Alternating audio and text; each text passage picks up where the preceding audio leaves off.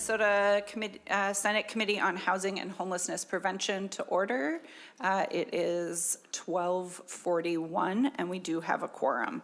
Our first bill is going to be presented virtually by Senator Hauschild. Senator Hauschild, welcome to the Housing Committee. If you want to go ahead and present your bill whenever you're ready. Thank you, Chair Port and members. Today I have for your consideration Senate File 4571, a bill regarding the Greater Minnesota Workforce Housing Development Program. The Greater Minnesota Housing Infrastructure Grants provide cities and tribal nations with funding for public infrastructure such as roads and utilities necessary to support housing developments. While this bill provides $15 million in GEO-bond capital into the Greater Minnesota Housing Infrastructure Grant Program, I am in front of this committee today because it also makes a policy change to the program. This change would allow these funds to be used to support workforce housing in addition to the income-restricted affordable housing that it currently covers. The first round of funding for this program was only available for income-restricted affordable housing. That runs contrary to the housing needs of many greater Minnesota communities that range from affordable housing to workforce housing and everything in between. So this bill seeks to expand the program to include workforce housing. Thank you, Chair Port and committee members, for your consideration. Today I have 3 testifiers who can speak to the need for this bill. Thank you very much, Senator Hauschild. All 3 testifiers are virtual, so we will move to those testifiers. And if those folks can then just stay online in case there are questions at the end of this bill. First, we'll go to Sarah Brune. Ms. Brune, if you would unmute yourself and introduce yourself for the record and present your testimony. Thank you, Madam Chair and committee members. I appreciate the opportunity to testify in support of Senate File 4571. My name is Sarah Brunn. I'm the City Administrator for the City of Foley.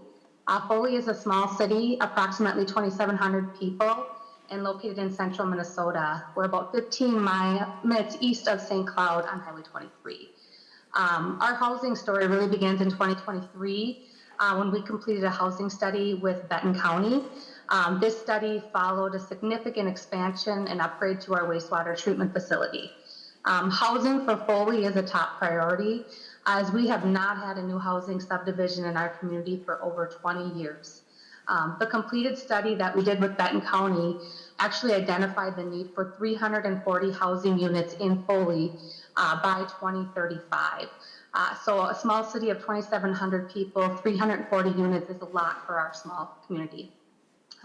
Our project really began to take shape when we were unable to spur housing development with some privately owned and marketed property that we had nearby. And that was really because of high land prices and the high cost of infrastructure. So we started focusing on some city-owned property, about 23 acres, that had existing trunk water and sewer lines in close proximity and only required short extensions to further develop. So after working through wetland delineations, we developed a concept of 33 single-family lots. However, these single-family lots, the infrastructure alone cost about $90,000 for each lot. And that includes the storm, water, sewer, curb, gutter, street, and so forth. And that is just for the infrastructure. It excluded our wetland, plating, design, those type of preliminary costs. And it also excluded any land price, as the city is contributing the full property to the project. Fortunately, we plan to market these lots for considerably less than that $90,000, for around $50,000, and that would not be possible without the contribution of city, county, and federal funds, as well as this critical Minnesota housing infrastructure funding that we were awarded. So we at the City of Foley do support additional funding to be allocated to this program, and also that program requirements allow for flexibility, especially to establish owner-occupied single-family homes, as well as these homes cannot always meet those strict income and workforce housing income requirements. Thank you. Thank you, Ms. Brune. Next, we'll go to Chad Adams. Mr. Adams, if you would unmute yourself and introduce yourself and present your testimony. Thank you, Chair Port and members of the committee. My name is Chad Adams, and I'm the CEO of the Southwest Minnesota Housing Partnership, a nonprofit community development corporation serving 30 counties, which includes over 200 communities across southwest and south central Minnesota. Our organization produces single family and multifamily homes and has increasingly been providing housing services to cities. And our mission is to partner with communities to develop places for people to call home. We support Senate File 4571 because it provides additional capital investment and more flexibility for small cities in greater Minnesota to build much needed workforce housing units, in addition to income-restricted affordable housing on a feasible scale with fewer units than what most developers may require in larger population centers.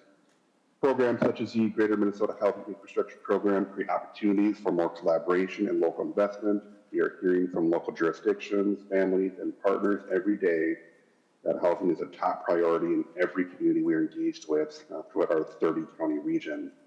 At present, we're receiving significant demand for our organization to write grant applications for this program and other programs serving small communities. Instead of being the primary developer, we are enhancing our partnership to provide technical services with communities or other private sector builders to create more homes. Our organization is already needed to make very difficult decisions on which communities we can partner with for this program because there's limited funding available in the program. In fall of 2025, we only worked with 3 cities to apply for funds in the program, all of which were awarded. Madison, Minnesota for $480,000, Redwood Falls for approximately $225,000, and Slayton for $25,000 of the $8 million available for all of greater Minnesota. 21 applications were awarded in the fall of 2025, and there were 48 applications requesting over $17.3 million. I must add that we are being very strategic in the amount of applications we will write or apply for due to the limited funds available, and believe the demand to be much stronger than the actual applications being submitted. At our partnership, we have a strong record and reputation of partnering with communities for nearly 35 years and finding creative ways to leverage state funding with city and county funding, private banks, along with federal grants, loans, and private sector contributions. We plan to use the Greater Minnesota Housing Infrastructure Program for that very purpose, to leverage other funding to build homes. This program alone does not provide the solution to the substantial housing needs throughout our region in greater Minnesota, but it has already demonstrated to be highly valuable tool that will secure private sector investment and other public partnerships to grow local economies. It has become a requirement for our organization to secure multiple source investments on our projects as for communities we serve, and rather than just one local, state, federal, or private source. I'm here today to ask for your continued partnership and investment in producing more homes in greater Minnesota. Minnesota has been experiencing a significant housing shortage for far too many years due to, in part, decades of unpredictable state investment to leverage for projects. In greater Minnesota, we have already lost too many contractors and developers to build housing supply. A program such as this infrastructure program provides the opportunity and more stability needed for contractors and developers to enter the housing industry for the next generation and grow the number of homes needed throughout our vast region and state. Thank you to Senator Hauschild for authoring this bill and for the opportunity to testify today in support of the Greater Minnesota Housing Infrastructure Program. Thank you for your testimony. And finally, we have Jeff Brand. Mr. Brand, if you would introduce yourself for the record and present your testimony. Good afternoon, everyone. I'm Jeff Brand, Executive Director over at Cook County HRA, Housing and Redevelopment Authority. Good afternoon from Grand Marais, Minnesota, in my office here. Grand Marais is a city of about 1,337 people, and in Cook County itself, we have a large need for workforce housing to meet the demands of the 1.3 to 1.6 million people that make their way all the way up to Grand Marais each year. It's a very tourism-intensive economy up here, and we lack the available housing for our workforce. And so, as an isolated county in Minnesota here, it's really important that we have the available resources in order for our energy to keep going forward in the economy that we have.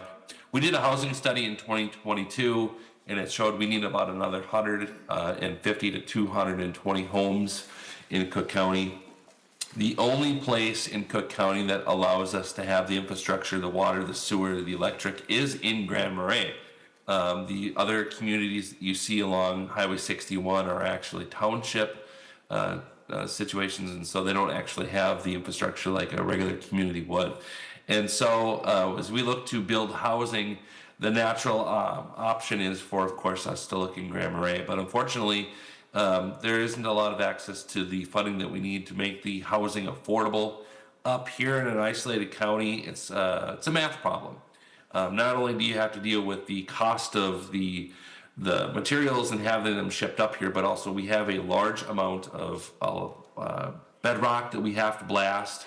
And if it's not bedrock, it's also wetlands. And so there's additional costs that make the math problems even more difficult to solve for to make affordable housing. And so with a bill like this, what this will do is allow us to have access to some of this to create more opportunities for us to build these blocks out.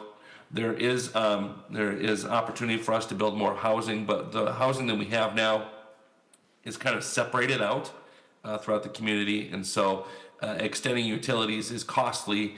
And in that opportunity that we have here for this bill today, Senate File 4571, thanks Senator Hauschild for offering this legislation, will help us to make more affordable housing options here in Grand Marais and across Cook County. So I'm here to answer any questions you might have, but I really do think this is an opportunity for us to do a more important job of creating more housing across our state, especially in greater Minnesota. Thank you. Thank you. Members, questions? Senator Lucero. Thank you, Madam Chair. And to Senator Hauschild, I did miss the opening part of your remarks, but could you just clarify or confirm, did you make reference that the first round of funding under the Greater Minnesota Housing Infrastructure Grant Program was for limited project or income limited projects? Senator Hauschild. Thank you, Chair Port. Senator Lucero, that's correct. There was a limitation on income restricted affordable housing in the first round. Senator Lucero. Thank you, Madam Chair. And thank you, Senator Hauschild. Do you have familiarity then? Could you point to where this requirement is coming from? Was that a statutory requirement, or was that a rule that MHFA created, or where did that requirement come from? Senator Hauschild. Thank you, Chair Port. Senator Lucero, I do not know where the initial restriction came from. I do believe that Darielle is perhaps in the audience, and she might be aware if she's able to come up to the podium. Ms. Stannon or Mr. Kitzberger?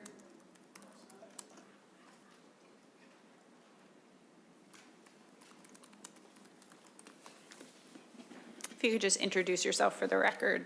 Absolutely, happy to do that. Hi, members of the committee chair. My name is Darielle Dannon, and I am the executive director of Greater Minnesota Partnership. Thank you, Senator Hauschild, for introducing this bill. So just to clarify for folks here, one of the things that we wanted to do in making this small policy change is just to make sure that the agency had clarity that non-income restricted housing was an eligible use for this program. And so you'll see here that it references workforce housing. And so that's one of the things I think there was part of our legislative intent was to ensure that we could fund multiple kinds of housing, including, like I said, non-income restricted housing. Yeah. Senator Lucero. Okay, thank you, Madam Chair. So I guess the question maybe for council, does that, would a possible, I'm just looking at some notes here from others that are paying attention. Would a possible cross-reference to statute 4628.38 assist in the objective of the bill? Ms. Painter. Senator Lazar, could you please repeat the statute reference you just made? Yeah, 462A.38. Yep. 0.38. Let me have a look.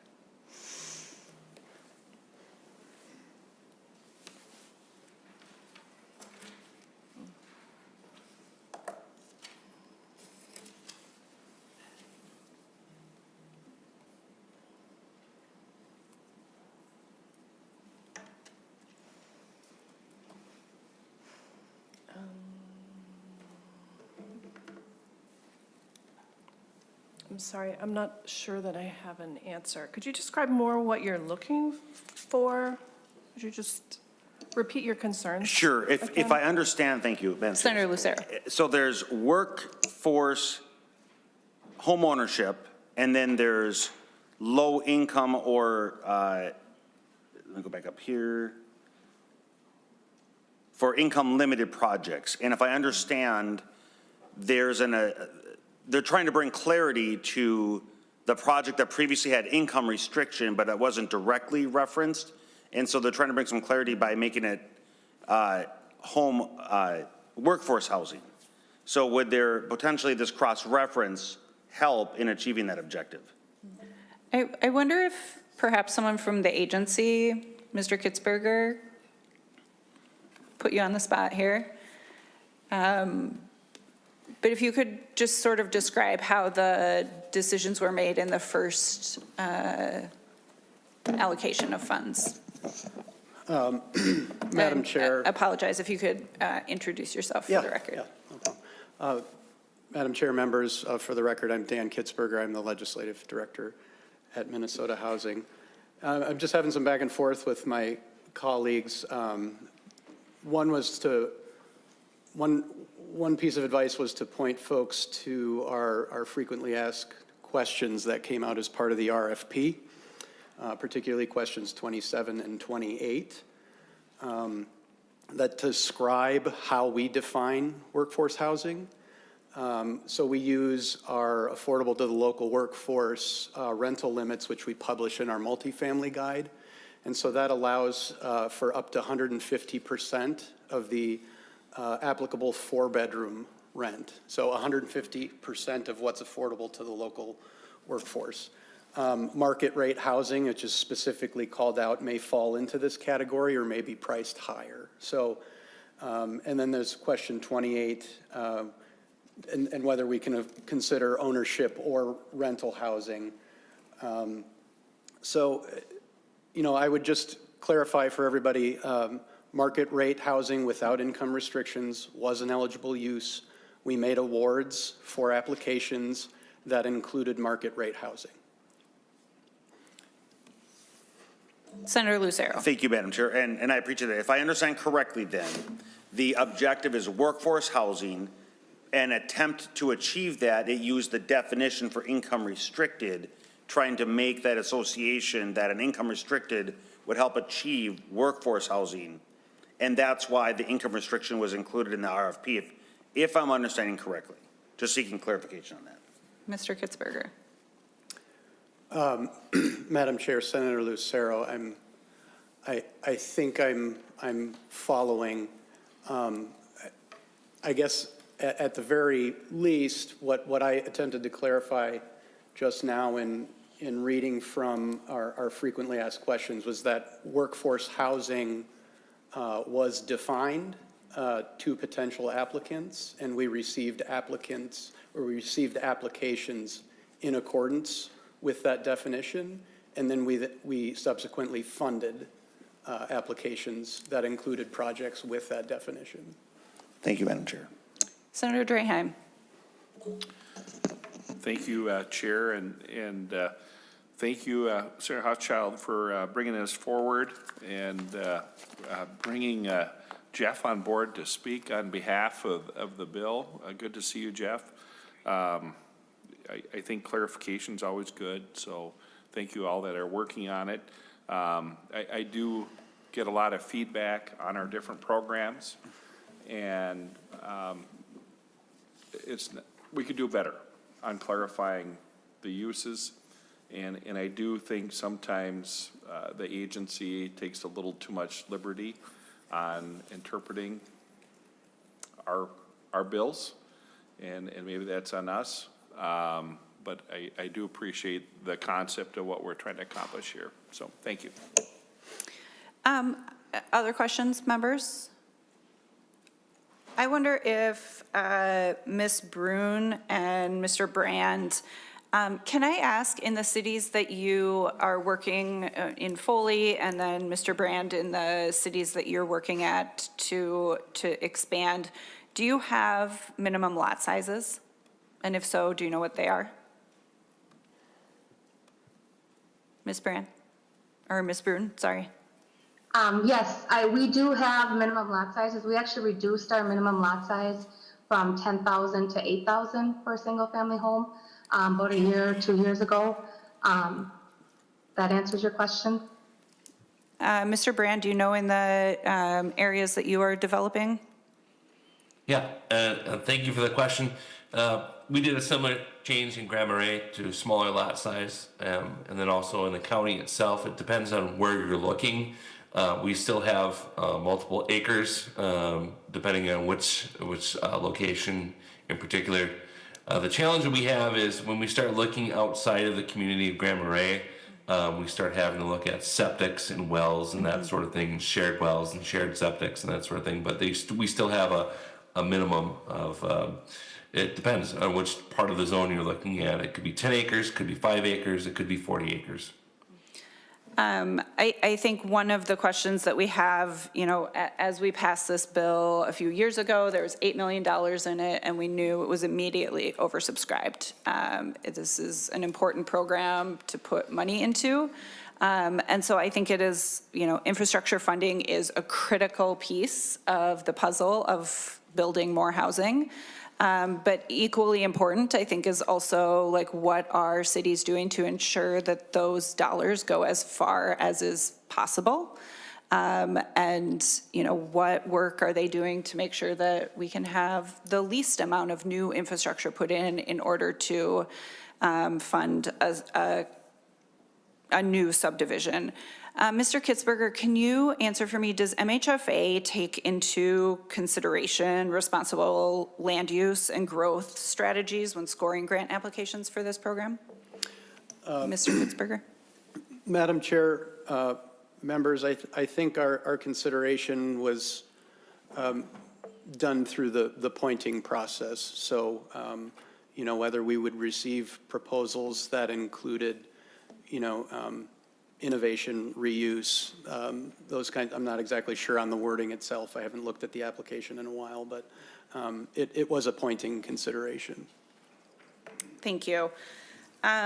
Members, other questions on this bill? And I believe that this needs to go to capital investment. Senator Hauschild, do you have closing comments? Thank you, Madam Chair and members. You're exactly right. You pinpointed what I was going to end with, Chair Port, which is that this was an oversubscribed program and is clearly in high demand in our greater Minnesota cities. If you see one of the handouts, it lists many of the cities that did get funding, but even more that did not, that are in critical growth areas across greater Minnesota. And so it's really important that we continue to prioritize housing projects, and this will make it go a lot further if we're able to apply it to workforce housing. So really appreciate the conversation and look forward to earning your support. Thank you.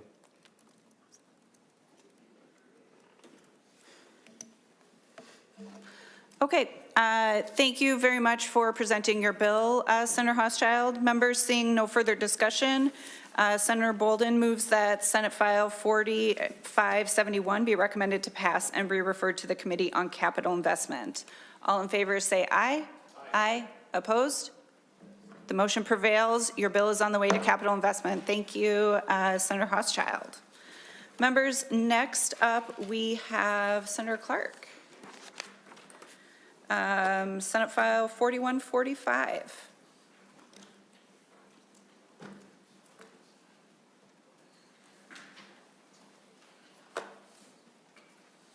Senator Clark, go ahead with your bill presentation whenever you're settled in.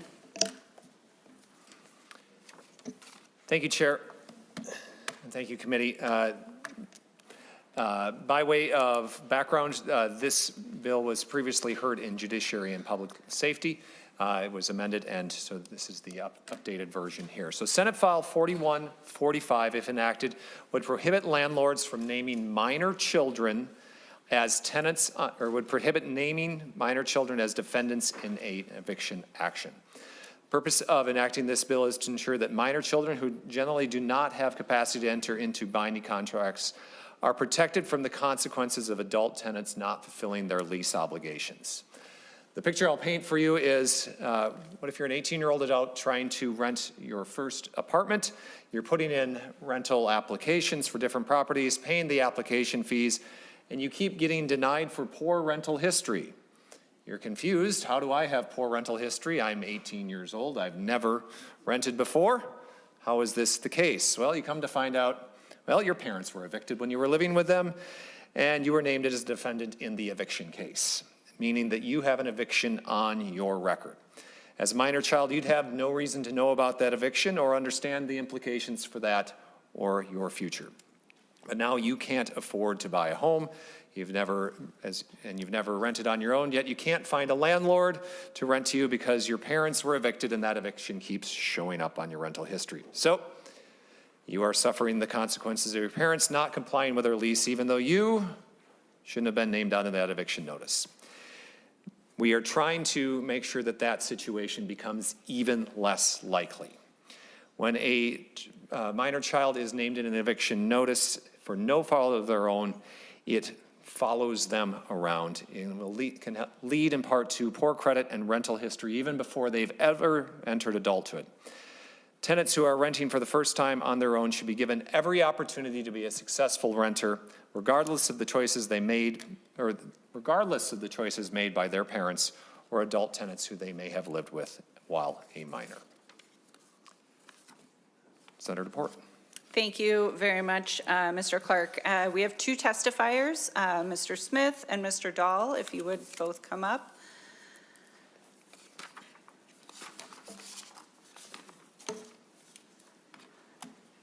Mr. Smith, we'll start with you, so if you would introduce yourself for the record and present your testimony.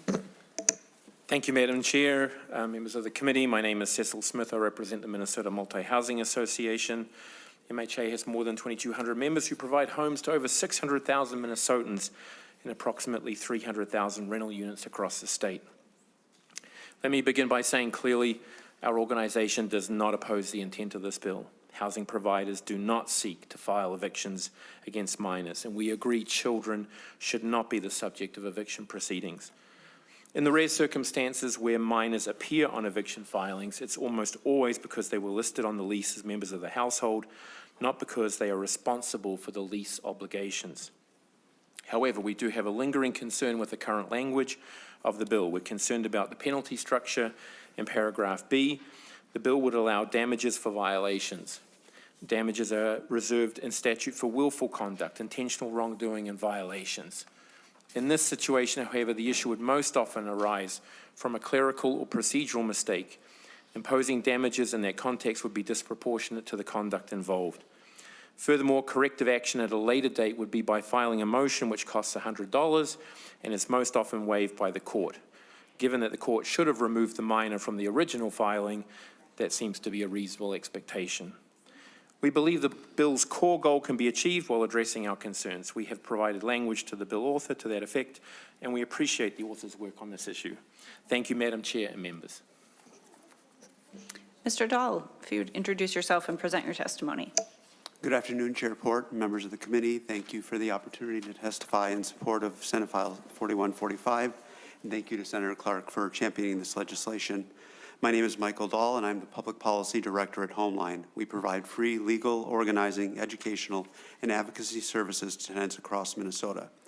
As Senator Clark noted, young adults should not have their rental or credit history harmed by actions of their parents, but the consequences go beyond the record itself. There are financial impacts, quite often more than what you've just heard. First, a young adult must pay multiple application fees while searching for a new apartment. Costs that quickly add up. They will likely want to pursue an expungement to clear their rental history. That process can cost over $400 when you include district court and expungement filing fees. While these fees may get waived for someone with a very low income, it is not the case for everyone. Also, in response to Mr. Smith's testimony, whether this is due to negligence or administrative oversight, the errors originate with the landlord. Regardless of the intent, or the resulting harm to tenants begins there, and they are the ones who bear the consequences. Again, young adults should have done nothing wrong. They should have a pathway to be made whole. Thank you again for the opportunity to testify in support of Senate File 4145. Thank you. Members, Senator Draheim. Thank you, Chairport. Thank you, Senator Clark. It sounds like a common sense bill, but I know the devil's in the details. And, you know, I have looked at a lot of leases, hundreds and hundreds and hundreds of leases over my many years. And a lot of times they put in, you know, the question is what residents are on there. And I'm sure that, I don't know how it works when you go to court, but I assume one of the items that you provide the judge is a copy of the lease.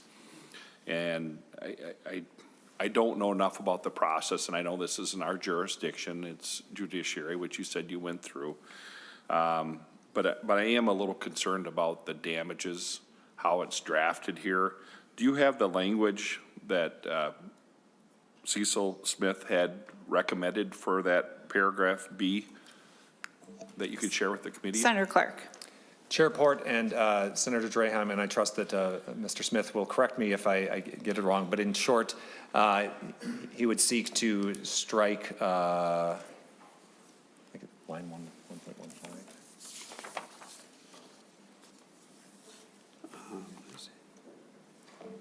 It'd be the 300. Senator Draheim, it'd be in line 1.14. Perhaps we should ask Cecil to remind me to come back forward, but I believe it's just striking everything, the last sentence of on Mr. Smith. paragraph B. Madam Chair, Senator Draheim, Senator Clark is correct, strike 1.14 and 1.15. Chair? Senator Draheim. No, it's me. It's contagious.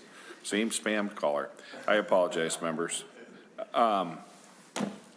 So what is your thought? Obviously, you haven't taken the advice of the Multi-Housing Association.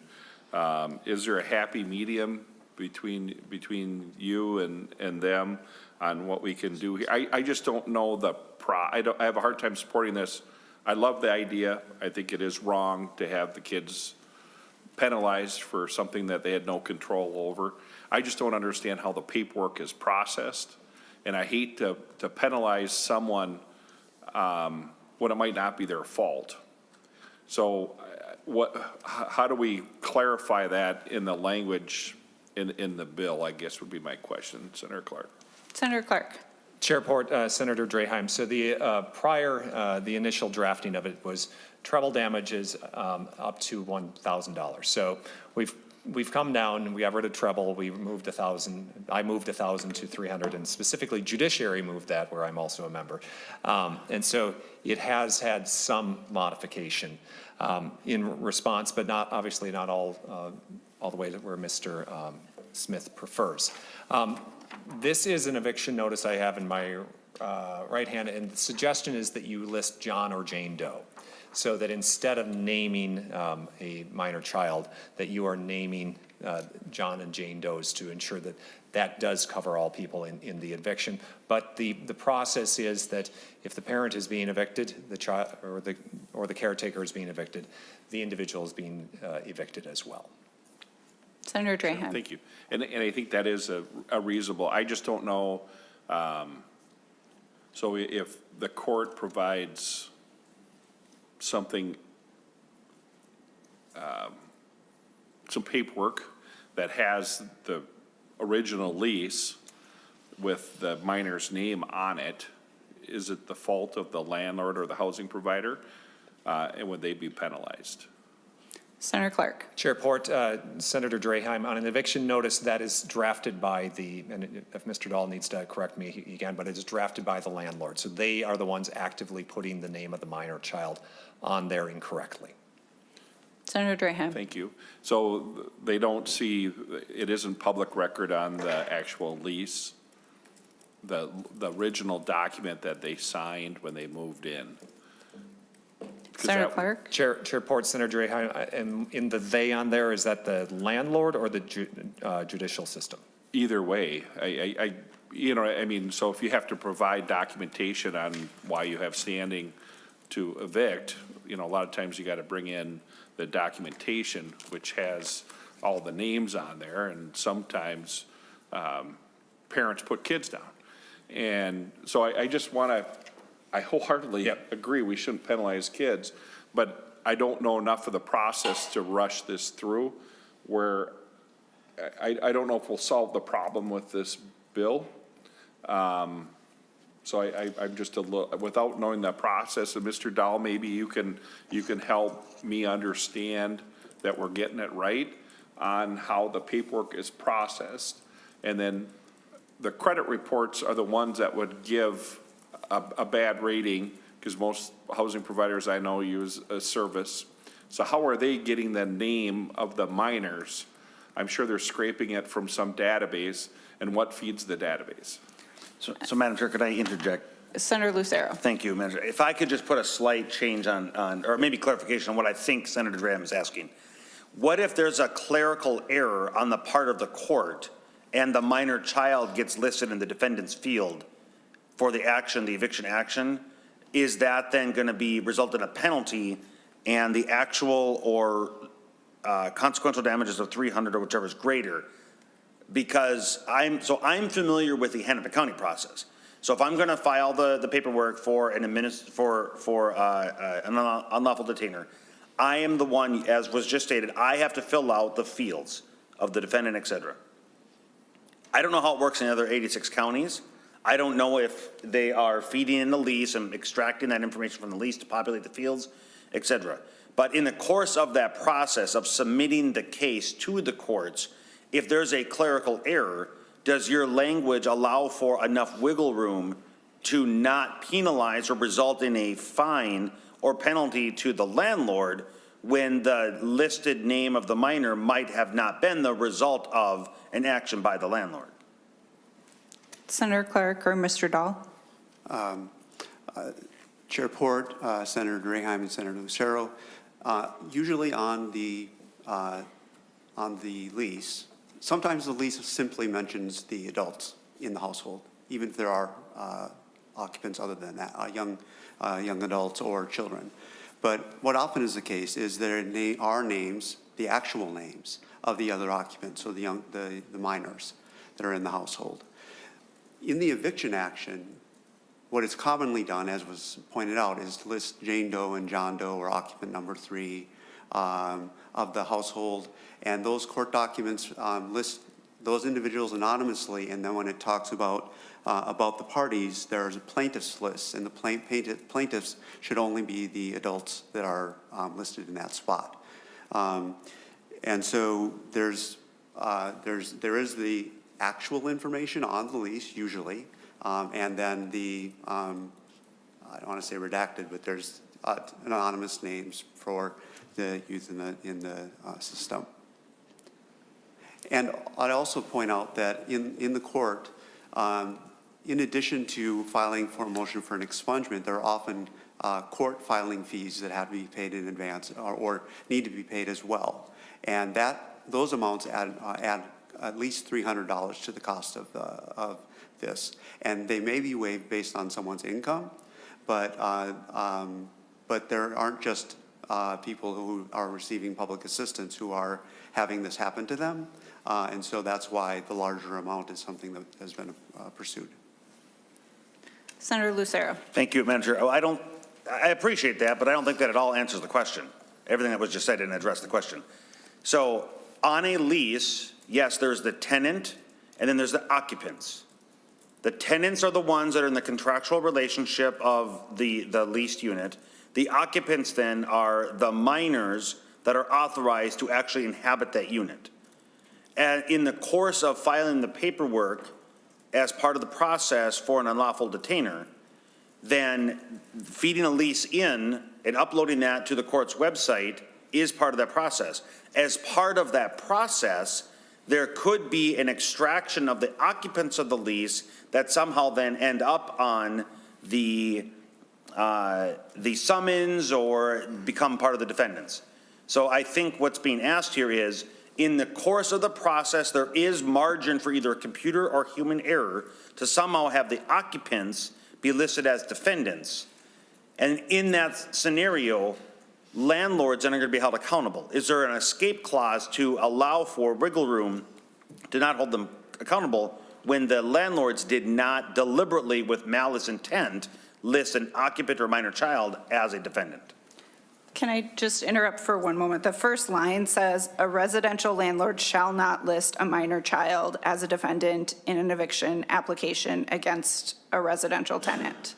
So that's the wiggle room. If the landlord isn't the one that puts their name on, then the landlord is not held accountable for it. If they are the one that puts the name on, then they should be held accountable for it. So I think that is the wiggle room there. Thank you, Manager. I appreciate you pointing that out. So I think you're technically right. And so the question becomes, what if somebody's going to, what does the recovery process look like? How does a landlord, if an occupant or a minor child does end up as the defendant, what is the process to prove that it was not them that did it, right? To have to now save the landlord the time, the effort, the money, the expense of having to defend themselves against something that they may not have actually done. So I think that's kind of where the conversation's going. It's the same as what the person who was harmed would have to go through, go to court. So we're saying that the kids should have to pay to go to court, but the landlord shouldn't have to pay to go to court to defend themselves. Madam Chair, I think is there a way, because it says the penalty is the actual or consequential damages or $300, whichever is greater. Mm-hmm. And if there's an error that occurs in the processing of the paperwork, there's got to be a way to resolve this without going to court, because going to court costs everybody money.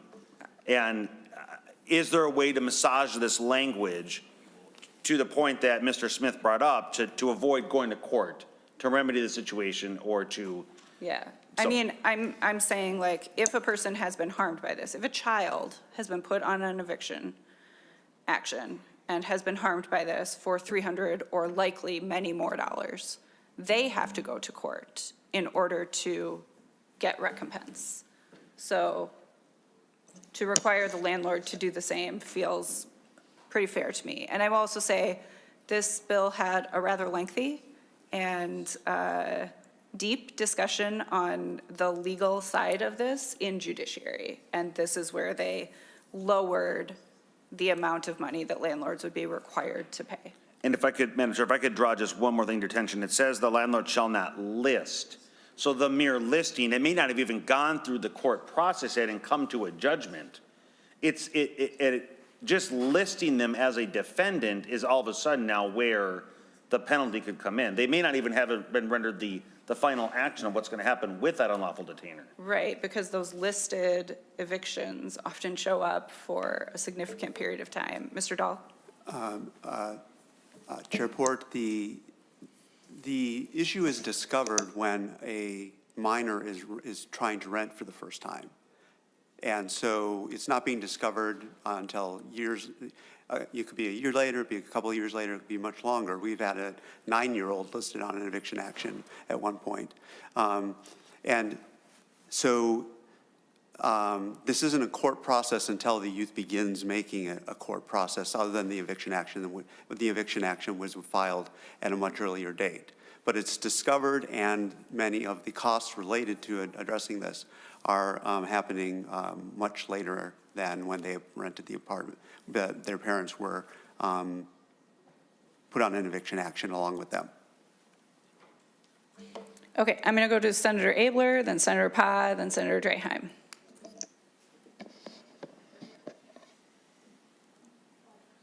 Senator Abler, go ahead. Well, thanks, Senator Clark. You've provoked quite a discussion here.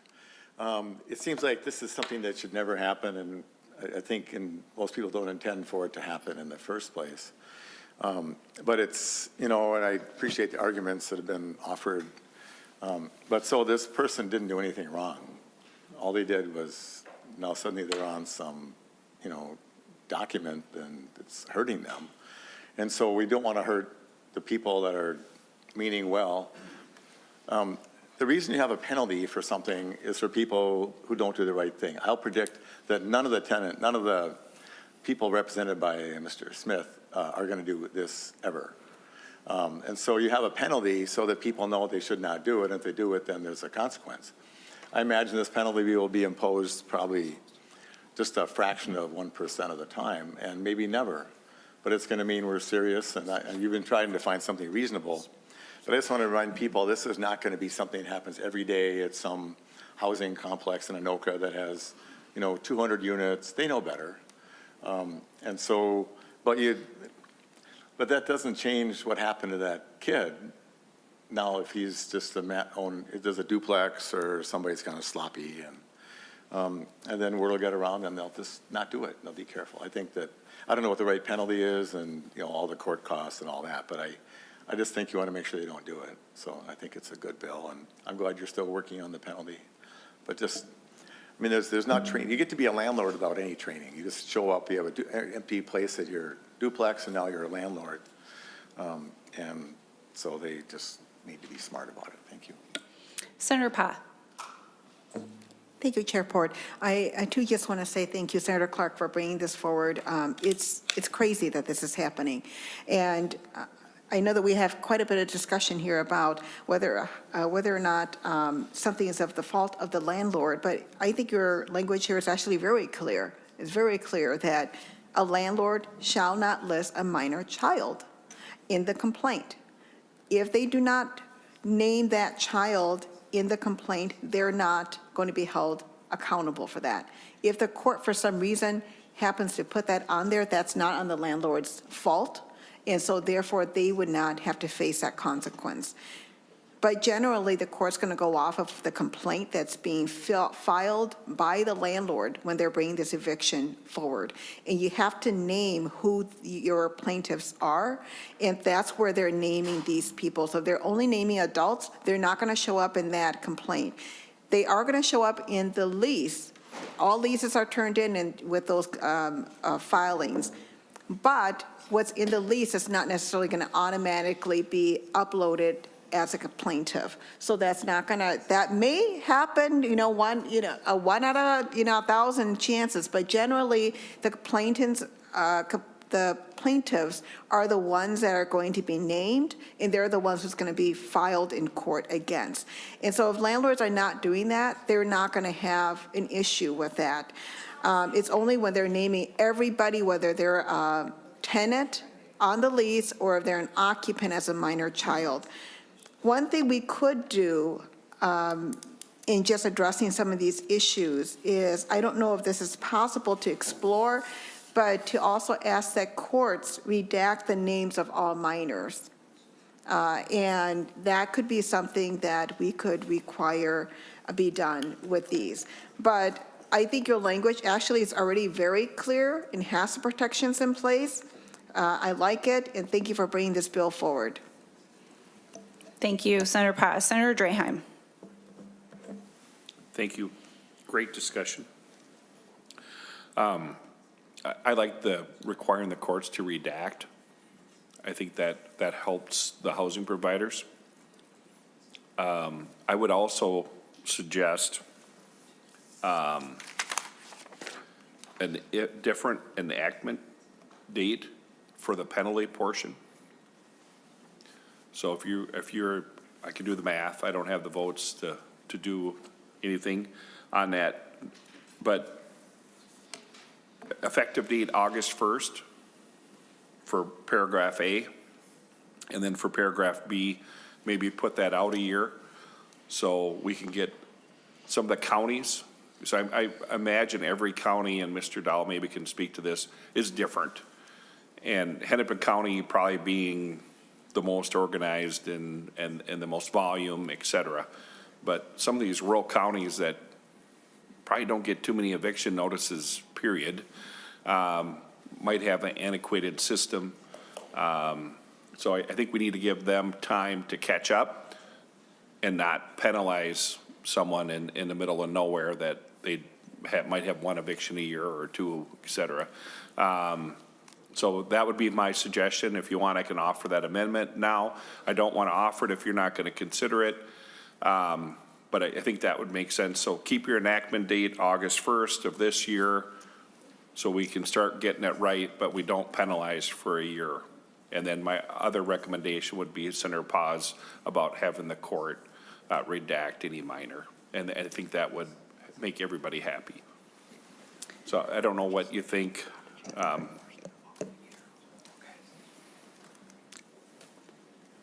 I will make one comment about the court piece. In several other pieces of legislation that we've passed over the past several years where we have told the courts to do something, they have laughed at us and said, you don't have any control over us because we are an independent branch, co-equal branch of government.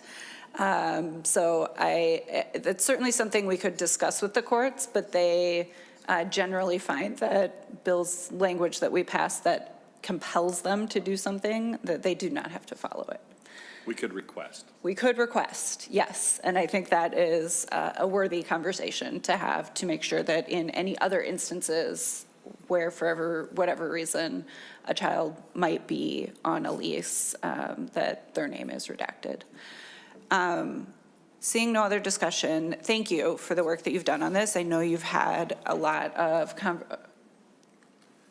he respond to my? oh yeah. Thank you, Senator Clark. Port. Thank you, Chair Port. Thank you, Senator Draheim. I think the piece that I most object to is that you said the middle of nowhere. Everywhere is the middle of somewhere. To your point, so in judiciary, we do have sort of the ongoing, here's the education we need to do to help you to make sure folks understand. And I think that's a fair point. So I would entertain that, paragraph A is August 1st, and then paragraph B is January 1st of 2027. Do you want to add that as an oral amendment? Yeah, I'll take that. I mean, I think it's better, and I think that's the whole goal of committee process is to make the bill better. So I will take that, and, I hope that you will continue working with the Multi-Housing Association and maybe even the court system. So thank you, everyone. We'll give Ms. Painter a moment here to read that back to us.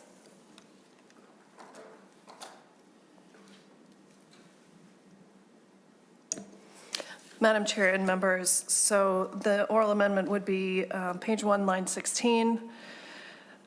Delete this section and insert paragraph A, and then after line 1.1, actually, sorry, after the period on page 1, line 17, would read paragraph B is effective January 1st, 2027, and applies to eviction actions filed on or after that date.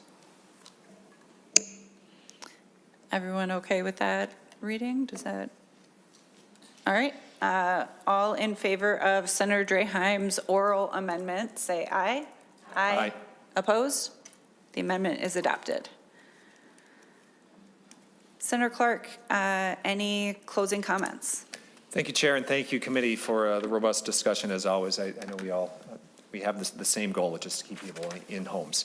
And that's part of what I love about this committee. So this is a way to make sure that we are helping young adults land on their feet and be able to secure housing more quickly and more fairly. So thank you. And seeing no further discussion, Senate File 4145 is laid over. Thank you. As amended. Finally, Senator Weber. Thank you for your patience. Next on the agenda is Senate File 4749. Madam Chair, Senator Abler. I'll move the bill and the amendment when the time is ready. Thank you. Welcome to the committee, Senator Weber. I believe you do have an amendment. Would you like to move that right away? Yes, I would, and I'll explain it as I explain the bill then, Madam Chair. That sounds great. Senator Abler moves the A3, is that correct, Senator Weber? Correct. Moves the A3 author's amendment. All in favor say aye. Aye. Opposed? The amendment is adopted. Go ahead to your bill as amended. Thank you, Madam Chair and members. Senate File 4749, as amended, is brought to you today to analyze the impact of state and local costs on housing development and preservation. Basically, what this bill does, it provides for a comprehensive study mandating a formal inventory and analysis of building permit fees, park dedication fees, and infrastructure impact fees. This creates a 16-member task force, including legislators, state commissioners or their representatives, local government, tribal government representatives, and housing experts across the state of Minnesota. The purpose of this is, of course, as I mentioned, to analyze these permit and fees and the costs that are going in to the development of housing today. Today, we all recognize that there is a shortage of housing across the state of Minnesota, and quite frankly, in the last couple of years, affordability has seemed to become the catchword of politicians and agencies and across the country. And so, why is action needed now? Basically, the soft cost of development, taxes, fees, and exactions can represent a significant part of a home's cost. And as we look at the development of residential lots and the development of new homes, it's time that maybe we took a look at possible legislative changes that could affect those type of costs in a downward fashion, and also analyze what the state of Minnesota has done in terms of forcing local governments to raise their fees in order to cover some of these areas. And some might say, well, why can't we just have the Department of Revenue, the Housing Finance Agency, develop those? Well, they have a good idea of what the costs are within the programs that they develop. But at this point, there really is no clearinghouse for the local development costs that come into play as this is being done. And I want to assure everyone that there's no goal here to try and take away money from our local funding for parks and roads and that type of thing. Certainly, street development and what have you is a long time development cost for any type of new housing development. And at this point, we're also having this sunset in 2027. The goal is to come in, get it done, and you have information available for the legislature in the next session to act on. Sometimes we perhaps allow studies to go on far too long. And it's a short time period, but I believe that at the end of the day, this is something that can be done that will positively affect the costs of home and hopefully eventually even the supply of homes. Thank you very much, Senator Weber. We have Grace Kelleher. If you would please introduce yourself for the record and present your testimony. Thank you, Madam Chair and members. I appreciate the opportunity to come in front of you this afternoon, and I want to let you know I'm strongly in support of Senate File 4749. My name is Grace Kelleher, and I represent the Builders Association of Minnesota. The Builders Association of Minnesota is a statewide business trade association representing the home building industry. Our membership is made up of 700 of home builders, remodelers, developers, contractors, suppliers, realtors, financial institutions, and other industry-related members. BAM members join through one of our 7 local associations scattered across the state. I'm here today to testify in favor of Senate File 4749, and I want to thank Senator Weber for carrying this bill.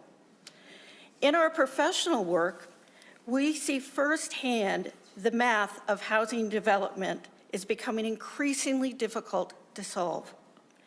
While we often discuss labor and material costs, the cumulative impact of state and local taxes, permit fees, infrastructure costs remain significant and often opaque, varying in the final price of a home. While we often discuss the affordability crisis for many Minnesotans, it is evolved into an attainment crisis. To effectively lower costs in the future, we must move along anecdotal evidence and start the conversation with irrefutable statewide data. Too often, housing policy is debated using information from interested parties that can be skewed toward a specific point of view. This task force would provide a neutral, fact-based foundation for all future legislative action. Senate File 4749 is necessary to step toward the transparency and affordability for several reasons. Data-driven solutions. By establishing a formal inventory of all state and local fees, including park dedication and infrastructure impact fees, we can finally move from anecdotal evidence to data-driven understanding of construction cost burden. Diverse expertise. This task force 16-member structure ensures voices from tribal governments, nonprofit developers, and municipal finance experts are all at the table. Balanced recommendations. This bill specifically tasks the group with finding ways to reduce costs while maintaining essential public services. We aren't looking to defund infrastructure. We are looking for a more efficient and equitable way to pay for it. With a report due by February 15th, 2027, this task force provides a clear, time-bound roadmap for legislative action. If we are serious about solving the housing crisis, we must be serious about analyzing every dollar that goes into the cost of the front door. I urge you to vote yes, and once again, thank you, Madam Chair, members, and especially you, Senator Weber. Thank you, Ms. Kelleher. Members, questions? Senator Lucero. Thank you, Madam Chair, and thank you, Senator Weber, for bringing this. I think this is very important. And I know we had a bill, was it last year, 2 years ago, to study the cost of, or the building permit fee process.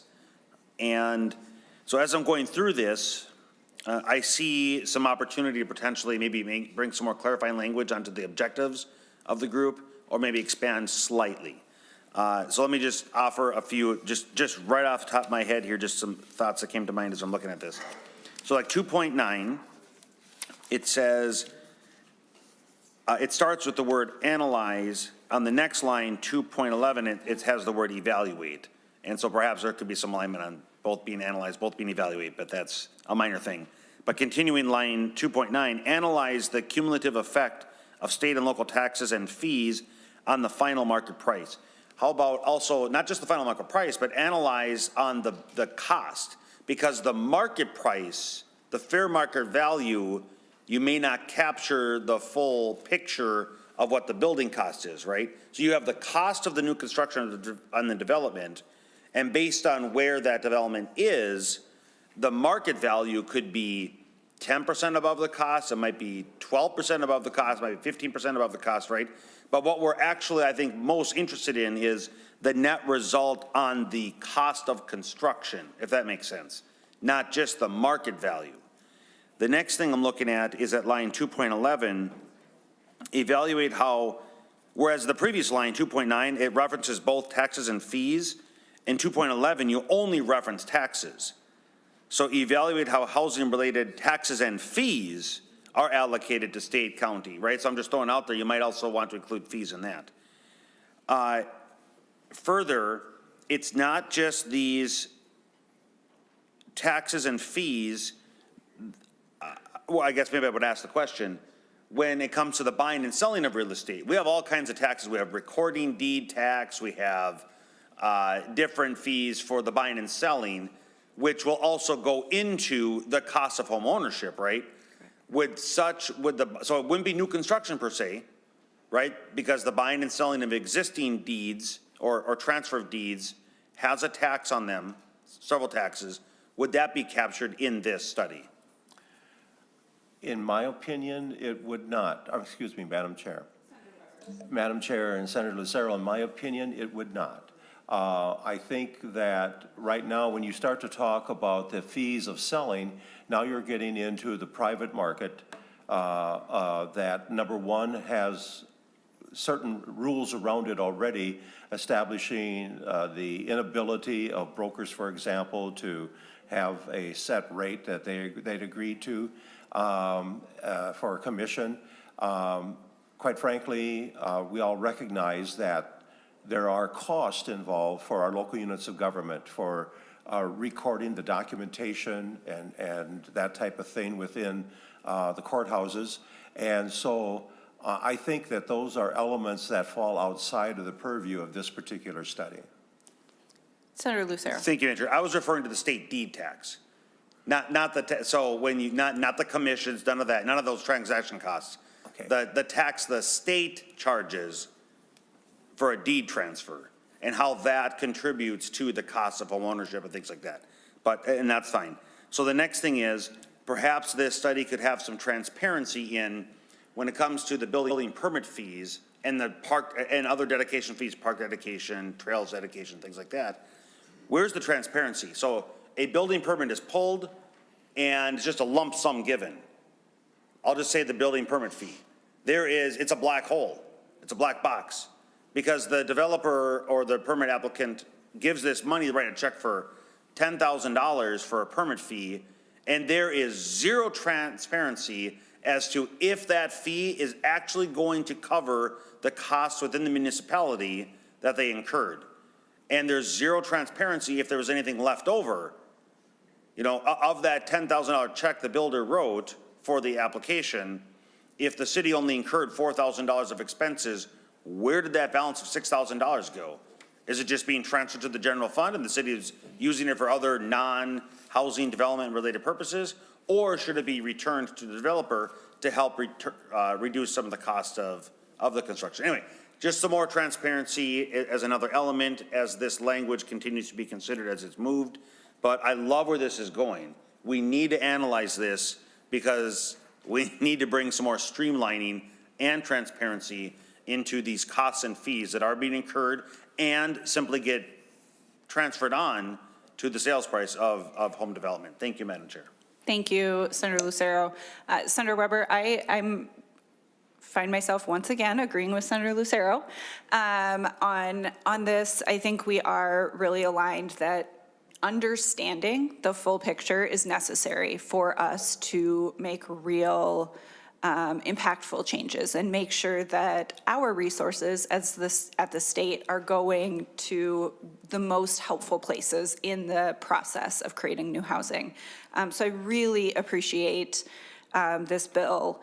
I think, like Senator Lucero, I think there are a few things that we should keep talking about. One for me is on 2.6 to 2.8, inventorying all of those current local taxes. I would be interested to understand what that process is, how many of those are public.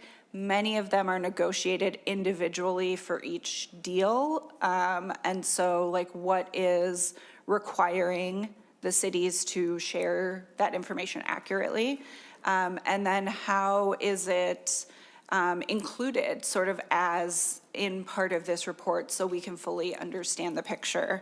And I agree with Senator Lucero that there are a few maybe language things that we could continue to talk about and work on. I know this bill has a couple of other committees to get to, so I don't want to hold it up here today, but would love to continue working with you on this. I think it's an important part of housing costs, which are a problem all across Minnesota. Senator Lucero? Thank you, Madam Chair. And just one more quick thought. So I had the privilege of serving on the Homeowners Association Task Force 2 interims ago, I guess it would have been. And much of that conversation was similar to having these different stakeholders as you have here. I think one difference with this task force is that there might be more effort needed, because if you're going to go out there and collect information across the state, having to, somebody or somebodies is actually going to have to go through the effort of looking information up in these municipalities. That's going to take time. So I don't know how that would work in such a task force, but I envision there will be some need for an actual staff or something to help with those efforts. Because as I'm looking at the makeup of the stakeholders here, I'm not sure that these people are going to want to engage in that effort just in their free time. So I don't know what that would look like, but just throwing that out there. So thank you, Madam Chair. Thank you. Senator Weber. Madam Chair, Senator Lucero, I think by having representatives of the local units of government on here, I think they have an access to their members whereby the requests can be easily made for information. To be honest with you, there may even be some type of accumulation of that type of thing already as you look upon the Building Inspector Association and that type of thing.